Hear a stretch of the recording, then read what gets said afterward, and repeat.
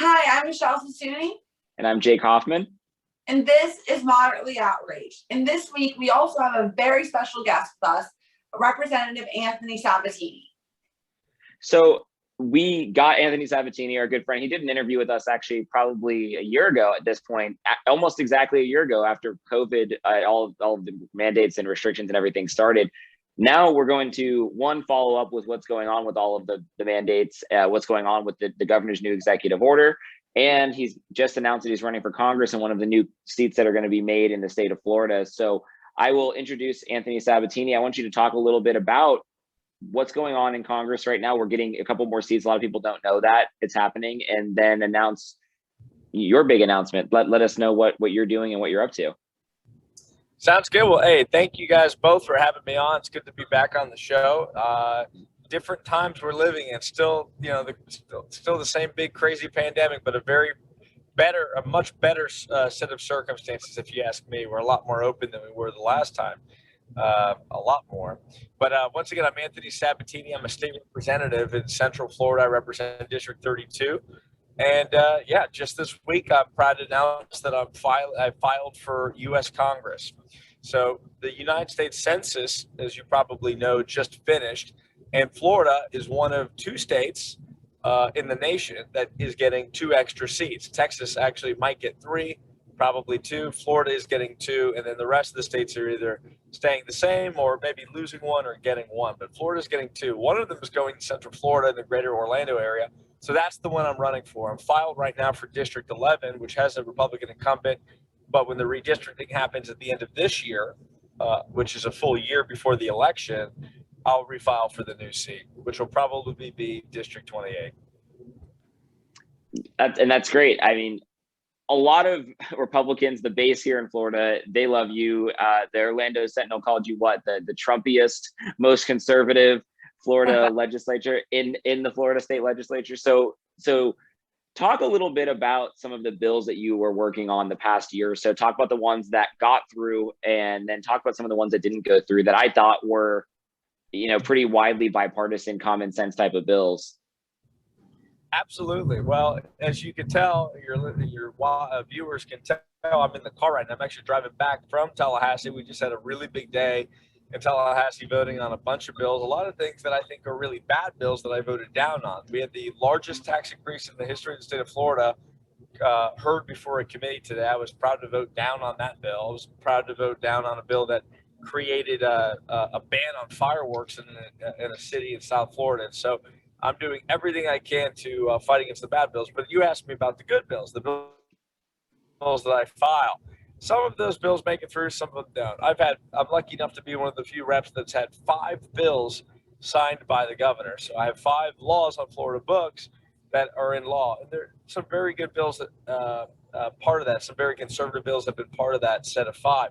But the bills that get the most attention, not all of them have made it all the way through. In fact, a lot of them are a little bit maybe characterized as too conservative for what I consider a very moderate Republican legislature that is not always enthusiastic about some of them. But some of those bills are, for example, a bill that I have filed to pass what they call constitutional carry, which is a law that says that there should not be a permitting process for the Second Amendment. If you want to carry a firearm, you shouldn't have to go ask the government for permission and pay the government before you're allowed to carry a firearm. If you're a law-abiding citizen, if you're not a felon, why should you be restricted from carrying a firearm without government permission? Just like you don't need a permit for the First Amendment, it doesn't make sense to require someone to have one for the Second Amendment. I do a lot of gun bills. I also do what they call campus carry, which is a bill that would make it that you can carry a firearm on a college campus. If you are a responsible non-felon, why should you be restricted from going onto one of the 30 college and university land in the state of Florida with a firearm? It doesn't make sense.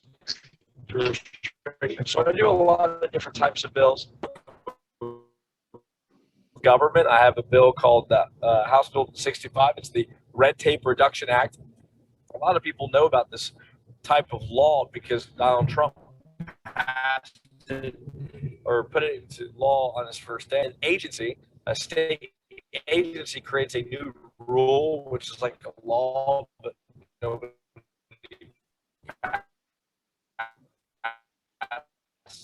they just do it on their own. that every time they do a new one, they're keeping accountability to all these new rules that agencies like Department of Transportation, all these different agencies are making all these new rules. We need to make it that every time they create a new one, they have to delete other ones too. So that way we don't have more laws. And it's a great law that, it's similar to the gun bills. Great bill, very conservative, but a lot of special interests fight against them and end up killing them. And then I have some bills that are pretty edgy on some of the social issues. I don't think that biological men should be able to compete against women in girls' sports. And that shouldn't be a controversial thing, but yeah, let's take a moment to talk about that bill in particular, because I think that's going to be something that is a major issue on, especially a national level. If you are, elected to Congress, that's something that we could expect to see you pushing forward, because it's a weird time that we're living in, that biological men can, say, I identify as female, start taking hormones, and at the age of 30, like Fallon Fox, the UFC fighter did, or the MMA fighter did, go and beat up women in the middle of the octagon. Like, that is insane. And the fact that people are even pushing back on that is, it just shows you what kind of times we're living in. Yes.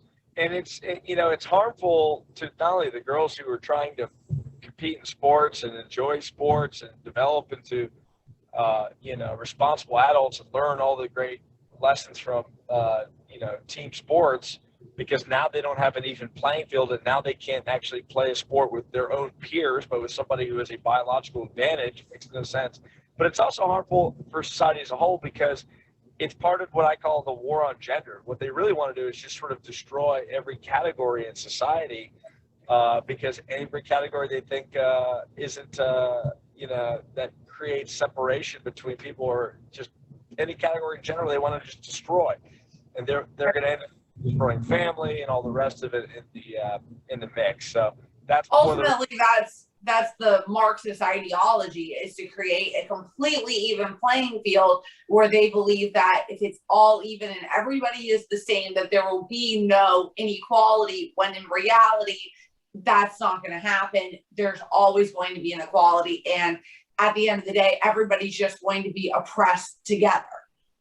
That's how Marxism works. What gets me on that whole subject with this, I don't want to spend too long on it, because I think we probably could do 20 or 30 minutes on it, is that when you look at sports, right? I couldn't take steroids in high school if I wanted to play football. I couldn't take testosterone as an adult to go cycling, to do rowing in college. I couldn't do that. But somehow we're making it okay to alter testosterone and estrogen levels at middle school and high school age. I mean, you can't do it from a male's perspective in a male sport. I don't know why you can do it as a male into a female sport. It goes against all common sense, despite any of the things that they're going to argue on that side. But again, you tried to do it here in Florida. It didn't get through, and hopefully one day it does. You taking that stand. But we knew that it's an important. The bill is still alive. I mean, we're in the second week of the legislative session, so we'll see what happens with the bill. Mississippi just passed it, signed it into law today. Tennessee's going to pass it. Alabama, Georgia. It's flying through 20 or so different states. Why Florida would not hold back, not fight back on it? That's the problem. We have so many Republicans that, and this is just one example of it, but so many Republicans that get elected to defend our traditional values and to pass conservative policy, and then they very cowardly just say, you know what, I don't want to deal with that. We'll just do some stupid, innocuous bill that doesn't do anything to counter the fight of the radical left. It bothers me, and that's actually why I run for office and stay in office, because I want to be that person that actually does the things that they campaign on. I feel like I'm one of the few. And do you feel like those Republicans who, end up, kind of just doing, like you said, innocuous bills that don't really accomplish all that much, do you feel like they just do that so that when it comes time for a general election, they can win over those Democratic voters? That's really all they're doing at the end of the day. And as I will say, as my father has always said, people get elected and they don't really want to pass legislation. They just want to sit there, collect their paychecks, and go home. And you're one of the few that is actually passing legislation and actually doing the hard work. To answer your question, yes, some of them are actually dumb enough to think that if they pass like garbage moderate bills, that like they're gonna make people on the left or maybe the center more happy with them, and that's just not the case. No one cares about that. But I think I would characterize as a majority. The majority simply lack the courage to fight for conservative principles. They might believe them, but they just lack courage. And that plus they're trying to appease special interests. So like lobbyists that are like, we want you to push bills that are going to appease special interests so that way they can get more campaign checks. So like, for example, today I voted, that there was a bill that came before our committee that tweaked the statute that made like certain types of nursing homes not taxable in certain places. It's just kind of weird technocratic stuff. It's not a bad bill, right? It exempted some people from a tax structure, so I liked it. I voted for it. But why did they actually run that bill? Why did they actually push that bill? Yeah. Because they're being pushed by special interests. So instead of actually like trying to push conservative policy like the majority of our constituents want, they're pushing these like technocratic special interest bills because they know that the lobbyists will help raise the money if they do that, and that's what they waste their time with. So it's just kind of shameful, but that's the way that state and federal government works. We're not sending a lot of the right people to do our, to fight for the conservative causes. We're just not. I totally agree with that. I totally agree with that. So is there any other bills that you have filed that are stuck, or to talk about some more that did make it through? So my personal favorite, well, I have two favorite bills this session. One of them is a bill to name Florida's longest road after Donald Trump. I know that's the one that's gotten the most national attention, I think. Yes, it has. It's the longest road in Florida, and it's a road that goes from Indiana to Miami. That's how long the road is nationally, but it's also just in the state of Florida, it's the longest. It's 481 miles. And I would name it after President Donald Trump. I think it makes perfect sense. I don't see why it would be considered controversial. He was the president of the United States. He deserves to be honored. I think he was one of the best presidents in American history. We'll see where that bill goes. I think that there's a lot of moderate rhinos in the legislature who hate Trump and are going to secretly try to kill that bill so that way they don't have to do anything they'll do whatever it takes to evade controversy. And if that means giving up on things that are probably Republicans, they don't care because they just don't want to fight. And that one's a frustrating one because, like you said, I mean, whether you like him or not, he's the president. I mean, I had to drive down Barack Obama Road when I'm down in Palm Beach. We have a Barack Obama highway. We've got a George Bush, a Ronald Reagan. We've got all this stuff. So it does make sense. I mean, you would think it's not controversial, but yeah. Yep. So my other favorite bill is a technical bill, but very popular with people who understand the issue. It's called banning taxpayer-funded lobbying. So in Florida, like most states, cities and counties, which are government entities, right, are allowed to tax you and then take that money, and instead of spending it like on police, fire, roads, the typical things you think they spend it on, they'll spend it on hiring private lobbyists to lobby the state legislature to create more government. So this is what happens. So they take your money to go hire lobbyists who drop campaign checks off with the money to rhino legislators and Democrats to try to pass bills that create more taxes, more government, and more regulations.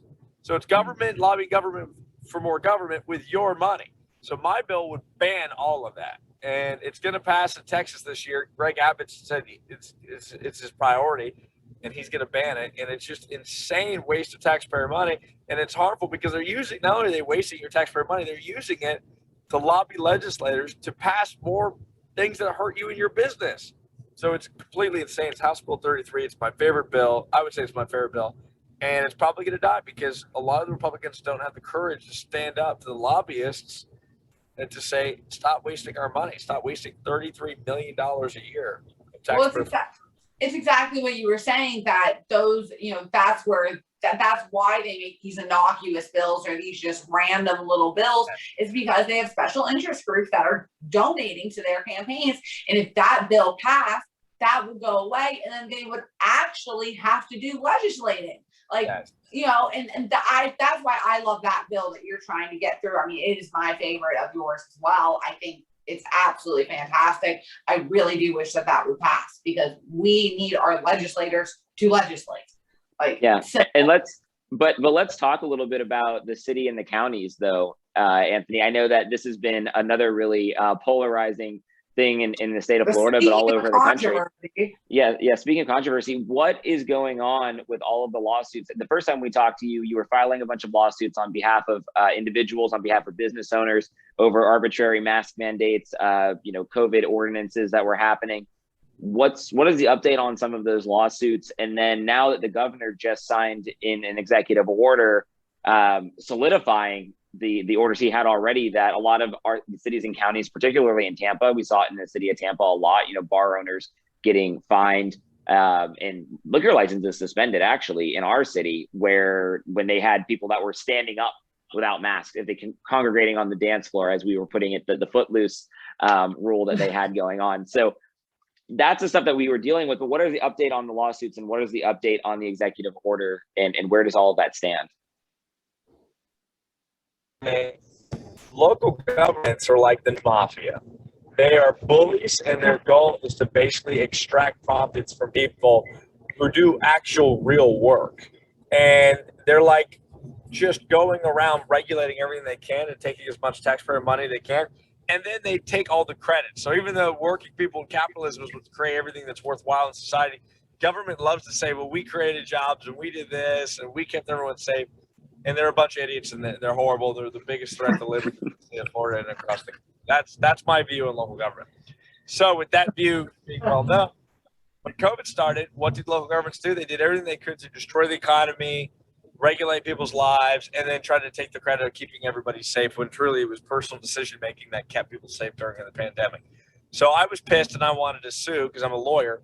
So I sued 15 cities and counties from Tallahassee all the way to Miami and Key West, suing all these cities and counties that violated people's rights through lockdowns, curfews, and face masks, but focused really on the face mask because thankfully DeSantis stopped all the local lockdowns and was able to make it that only the only thing left were the face mask orders and the curfews. Well, we weren't doing too well because the judges didn't want to get involved in a political fight, so they were ruling against us on a lot of stuff. But technically, we didn't lose any of the lawsuits because the governor issued another order that made it that no person could receive a fine or a penalty for anything related to COVID, and that was great.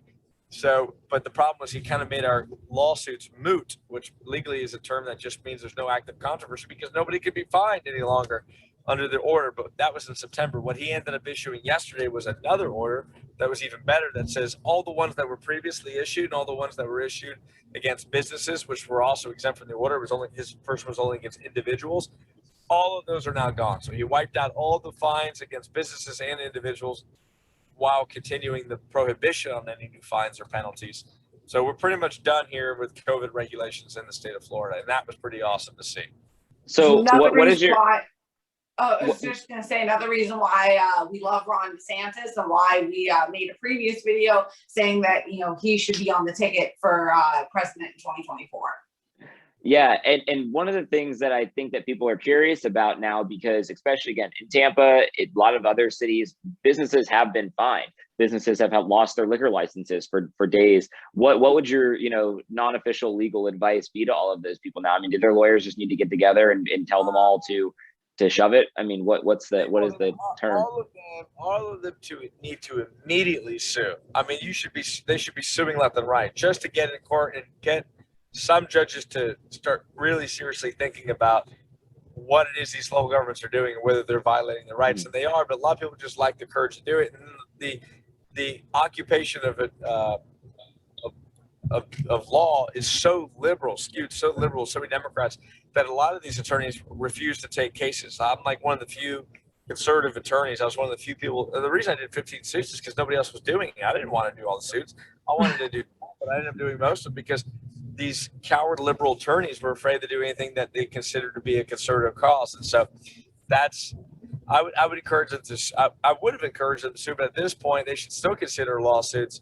But the legislature really needs to step in and make it that these insane local governments like Psycho Jane Castor in Tampa never sue or shut down businesses again. The fact that they even had the legal authority to rip away a liquor license and destroy the life of an entrepreneur, a small business owner in America today is disgusting. And the legislature and the governor really should have stepped in and prohibited it from happening. And I'm ashamed that they actually did it. But I'm sadly and shockingly one of the few that thinks that we should be stripping these local governments of these powers. It's very disappointing. Yeah. Psycho Jane Castor, your words, not mine. We're happy that you took somebody took up the fight, because you had, like you said, half of the state, half of the country wanted people to stand up for their individual rights, their freedoms, their small businesses, but so many people refused to take it on. Politicians refused to take it on, and that's why I like talking to you on these interviews, because you'll actually talk to us, right? You'll actually talk to us. You'll have a conversation about what's going on, and you'll take on some of these hard issues that so many people just totally avoid. And that's what we need. We need people who aren't going to avoid difficult, controversial issues just because they may lose a client or something, right? I mean, like I don't know what the motivation is, but we do lack people who are willing to take on the controversial issues. So I want to thank you for that. Well, I appreciate it, and very, very nice of you. But at the end of the day, I'm just trying to do my job, which is protect the rights of citizens of Florida, the right to work, the right to own property, the right to speak their mind, do what they want, and be free. And apparently I'm in the minority, because most everybody else is concerned with, appeasing government, appeasing the left, appeasing the media, and appeasing special interests. But whatever, we'll just keep fighting. Yeah, we appreciate you for speaking your mind so much too. I mean, your Twitter feed's great. You're constantly, even just on this podcast, you're just being real and speaking the truth, and we love that. And I think so many of our viewers will love that as well. Yeah, and I think voters appreciate that too. So, to wrap this up, tell everybody what their call to action is if they like what you've been doing, and how they can assist what you're up to. Well, first and foremost, thank you guys for having me on. I would encourage your viewers to follow me on Facebook, Twitter, Instagram, Parler when it starts to work again. Telegram, Clubhouse, and all the rest of it. I'm on everything with Anthony Sabatini. I think I'm the only Anthony Sabatini, it seems like, on any of these platforms. So just Google me, Sabatini. Follow me, check me out, and visit my website. I'm running for Congress for the new Congressional District, SabatiniForCongress.com, and consider making a donation to the campaign if you could. Every dollar helps, because we're going to be fighting against the establishment. Our commercial came out. I'm the first person to have a hit piece attack on corrupt Liz Cheney, the worst congresswoman in the world. And you know that they're going to get really bad, drop a lot of money in my race. So I'm going to need conservative fighters on my side. Yeah, absolutely. And we thank you so much for being able to just, again, being someone who is pushing back and being the type of legislator that is doing your job, and the type of legislator that conservatives need right now more than ever. Thanks, both of you. Thank you. Talk to you soon. Yeah, and thank you to Conservative News Today, BizPac Review, American Wire, Tampa Bay Young Republicans, Florida Federation of Young Republicans, everybody. Anthony, we didn't even mention the fact that you are a young Republican, that you are technically still a young Republican. So we are very happy to have you in there running, representing our groups. Congratulations to Tyler Payne, who just won as a young Republican over in Treasure Island, won his mayoral race. And then I did mention this last show, and then people have been kind of messaging me about it because I just blew it over real fast, but we are saving Gasparilla still. We are still holding a full boat parade. They are still doing a Trumparilla. We have all of the extra details coming out in the city of Tampa. So if you are able to make it out there, join us. Anthony, you're welcome to come join us too. I'm sure we trust me, I'll be there. Send me the day. Come on out. All right. Well, thank you guys. Have a good night. Thank you. And if this episode made you moderately outraged, make sure you comment, share, and subscribe. And make sure you follow us on Instagram @moderately outraged. Thank you so much. Have a great night.